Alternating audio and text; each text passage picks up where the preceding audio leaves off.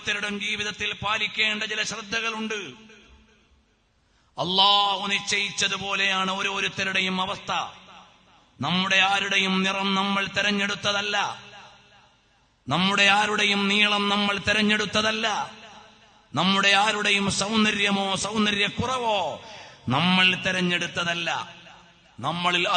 നമുക്കതിൽ ഒരു റോളുമില്ല. ആണായി പെണ്ണായി ജനിക്കണമെന്ന് തീരുമാനിച്ചത് നമ്മളല്ല, നമ്മുടെ ജന്മദിനം തീരുമാനിച്ചത് നമ്മളല്ല, നമ്മുടെ ജന്മനാട് തീരുമാനിച്ചത് നമ്മളല്ല, നമ്മുടെ വാപ്പയെ തീരുമാനിച്ചത് നമ്മളല്ല, നമ്മുടെ ഉമ്മയെ തീരുമാനിച്ചത് നമ്മളല്ല.